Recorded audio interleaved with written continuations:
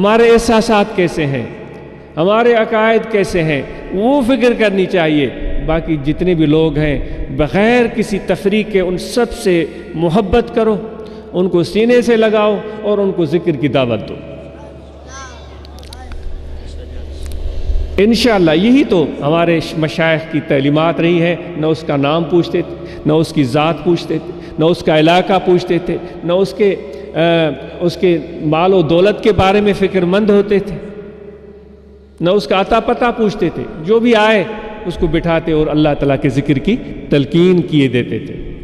تو اسی جذبے سے آپ نے ہر طبقے تک یہ پیغام پہنچانا ہے، اپنے حلقہ اثر کو اس پیغام سے آشنا کرنا ہے، اس کو محبت سے صحبت میں لے آنا ہے۔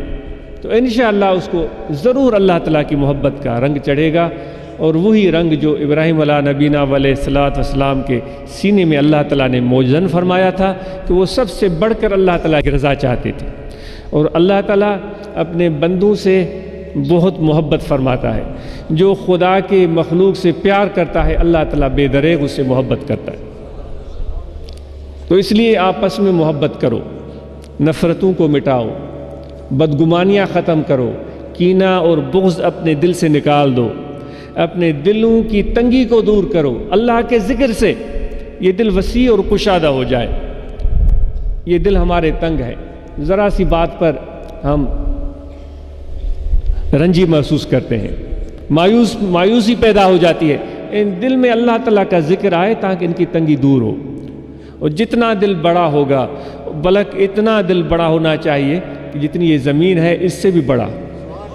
اب زمین کو دیکھو، اس میں کتنے بر اعظم ہیں، اور ایک ایک بر اعظم میں کتنے ملک ہیں، اور کس قدر سمندر وسیع پیمانے پر اس زمین کے ساتھ پایا جاتا ہے۔ تو ان سب سے بڑھ کر وسعت اور کشادگی کا حامل اے اہل ذکر، اے اہل طریقت، اے میرے بھائی آپ کا دل ہونا چاہیے۔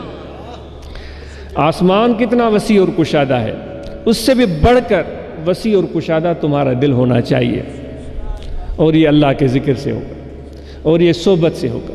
آپ کو دعوت دی جاتی ہے کہ ذکر کریں، اور جماعت اصلاح المسلمین کے اراکین، روحانی طلبہ جماعت کے اراکین و ممبران، انجمن نونہالان کے اراکین و ممبران، جمعیت علماء کے اراکین و ممبران اس پیغام کو، ذکر اللہ کے پیغام کو عام کریں، اور اس ماہ مقدس میں جس قدر ہو سکے اللہ تعالیٰ کے ذکر کی کثرت کریں۔